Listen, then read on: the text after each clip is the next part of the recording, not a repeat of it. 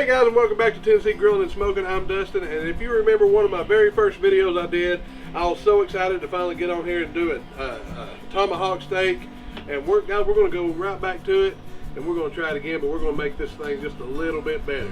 Alright, you can see right here, we went up to a local butcher shop called Willie's Butcher Shop up in Knoxville, and we got some great looking tomahawk ribeyes, and they're about 3 pounds a piece. Well, this is a little bit over 3 pounds, it's a little bit smaller. But you know, we're going to make these things absolutely delicious. What we're going to do is we're going to smoke them first at around 250 degrees over here on the Smoky Mountain. We're going to let that go until they're about to 120, 125 degrees internal. We're going to take them off, we're going to throw them on the Blackstone, and we're going to do a reverse sear to get that nice crispy crust we all like, and I think this is going to turn out really, really good. So let's get to it. Alright guys, so what we're going to do right here, we're just going to kind of keep this real simple. First thing I'm going to do is I'm going to hit it with some Suckle Busters SPG, get it going on both sides. I'm not going to go too heavy on it because what I'm going to do is I'm just going to single out the coarse salt and the coarse black pepper, and that's all we're going to do to this, guys. No fancy seasoning. I look back on that video I did it the first time I did. I threw Montreal seasoning on there. I don't know what I was thinking, but this right here is the way to go with these nice, great looking cuts of beef. So what we're going to do is just go ahead and get started. Just get a little coat SPG. We're going to get that little garlic flavor in there. Get it up there on both sides. And I did soak these tomahawks in a mixture of Worcestershire and A1 just for a little added flavor to it. I let them soak in there for, I don't know, about 2 hours. So also makes for a nice little binder. We just pulled them out, dried them off a little bit, and that's all we're going to do to them. We got a little SPG in there. We're going to come across with some of this. It's just Morton's kosher coarse salt. We're just going to get some on there. These are big old cuts of meat right here, so we can put a little bit extra on there. We ain't going to hurt it if we put a little bit extra on there. All right, we're going to get around the sides and on the back.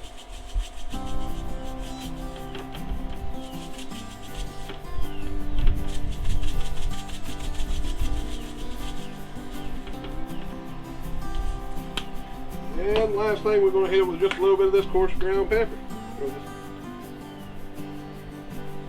There we go.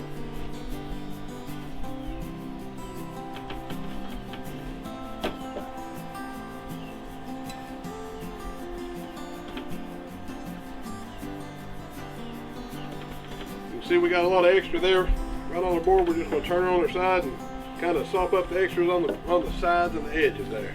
We ain't going to try to waste none of this right here. We're going to get it nice and coated. Alright, now what I'm going to do, I'm going to let it sit here for about 15-20 minutes while I go ahead and get my Weber up to temperature. Like I said, about 250 degrees is what I'm going to shoot for. And I'll see you here in just a minute. Alright guys, I got my temperature up here on my Smoky Mountain. I've got a little bit over 200. It's going to keep climbing, but I'm going to go ahead and I'm going to stick these guys right on there. So, go ahead and take this thing off. Alright. Go ahead and stick her on there.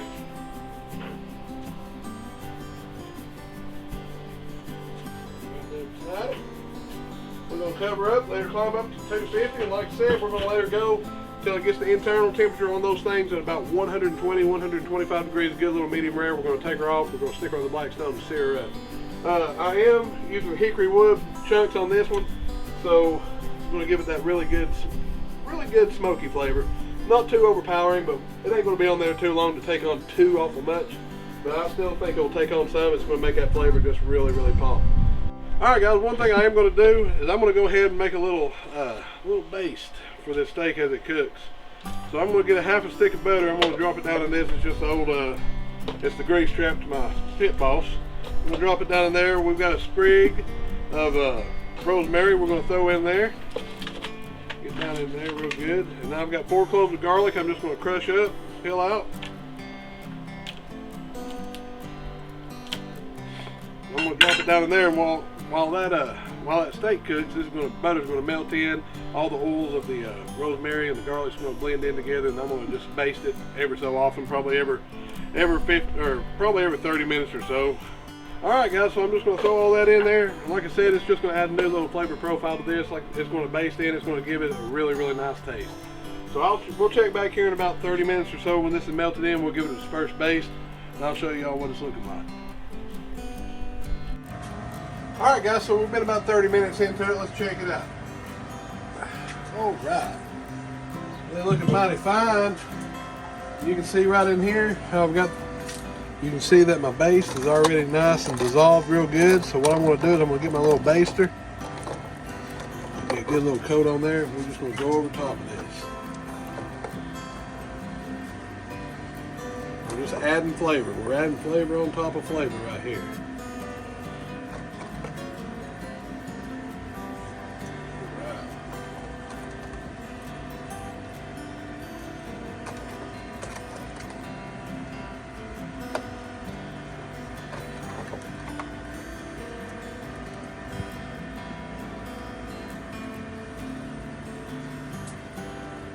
Alright, and we'll come back out here in about, I don't know, 30 more minutes or so, check on it and do it again.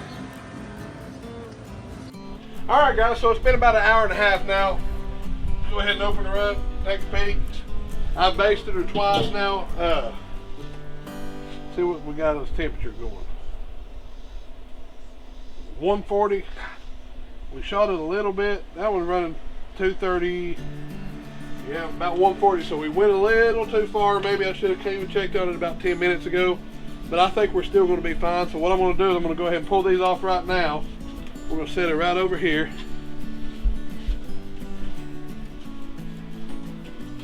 And I've got the Blackstone firing up. It's getting up to temperature, and we're going to go ahead and do a quick reverse sear on them, and it should be fine. All right, so I'll see you here in just a second. Alright guys, you can see I've got my Blackstone. It's got it up to about 500 degrees. We're going to go ahead and stick these bad boys on there right now. Alright. Man, that's a good sound, ain't it? Alright, and what we're going to do is we're going to go about a minute on each side. After about a minute, I'm going to go ahead and flip it, hit it on the other, see what that crust looks like. We should be getting a nice golden brown crust. It should be just absolutely perfect, guys. So, about a minute. Hit you back here in a second. Alright guys, I've already got it flipped. We're just about to flip it again here in just a second. So you can see the crust that we've got on this is absolutely perfect. That's exactly what I'm wanting. That's going to be an amazing bite, guys. So we're about time now. We'll flip her over and check that other side. Look at that. Look at that. Now guys, right there is a heck of a steak if I've ever saw one. So we're going to go ahead and just pull her off. Set her over here. Look at that. Good grief. That's a steak. Now I've got the compound butter. I'm about to go in the house. I forgot it in there. I'm going to go in there and grab it real quick. We're going to set it on here, and I'll tell you all about it in just a second. Alright guys, I'm going to go ahead and I've got a pan right here. I'm going to stick these things in. Just like that. Now I've got this right here, this compound butter. It's a mixture between, I've just got some butter, softened it up. Put a little bit of thyme, some rosemary, and some parsley in there, and some chives. So what we're going to do is I'm going to go ahead and I'm going to get me a little bit. We're just going to stick her on here, and it's going to melt over top of it. I'm going to leave it in this pan. What I'm going to do is I'm just going to cover the pan up with aluminum foil and let these steaks rest for a good 10 minutes. And by the time we open it back up, this should be melted over. All the flavor in that butter is going to drip down into those steaks, and it's going to be one of the best steaks we've ever tried. So all right. Guys, I'll see you here in about 10 minutes. Alright guys, they've rested for about 10 minutes. It's time to check them out. Let's look at them. Holy moly, guys. Will you look at that right there? Look at that right there, guys. You can see that compound butter I put on there is melted very good, and all the herbs that were on there are just seeped into this steak, guys. So let's go ahead and pull one out. Alright. Ooh, gosh, would you look at that? Man, now that right there is a very, very good looking steak. So let's go ahead and dig in, because I can't wait no longer. Alright, we're just going to go ahead. Well, I'm left-handed, so let's go ahead. We're going to go ahead and cut it along with this bone. Oh, look at that. Woo! Alright, cut her out and see what we're looking at here. See what we're working with.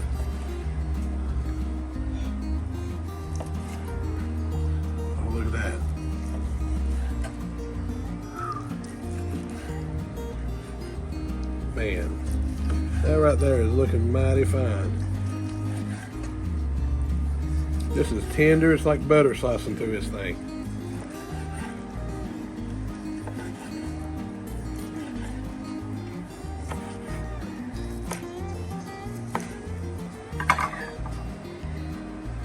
Now that, guys, is a great looking steak. I wish it was here. It absolutely smells amazing. I did overcook it just a little bit. This is more of a medium than it is a medium rare or a rare. Don't have very much red in the middle of it, but there is still some red in there. So, without further ado, go ahead and cut right into the middle of it and give it a try. Oh my God. All right, guys, sorry my phone cut out as soon as I took that bite. What I was saying is very, very, very good. All right, that is absolutely what I was trying to get across. You can tell by there ain't very, very much pink in the middle of all this. You can see there is pink. It's more, like I said, medium than a medium or a medium rare, which kind of kicking myself in the butt and let time get away from me. I pulled this thing out at 135 to 140 and seared it then. I should have stayed on it, guys, and got it at that 120 mark. This thing would have been absolutely perfect. But the taste is there, and definitely the sear on the Blackstone. You can see the crust right there really did its job. I've never seared before on a Blackstone. I believe I may do that again because the crust is phenomenal. But the taste of this is great. It's a really, really great recipe. I just really hate that I lost track of time and got her a little overcooked, but it's still a really, really good steak. So I hope you give it a try, but just keep a closer eye on it than I did. All right, so guys, y'all let me know what you think about in the comments, and I'll see you next time. Y'all have a great day, and God bless.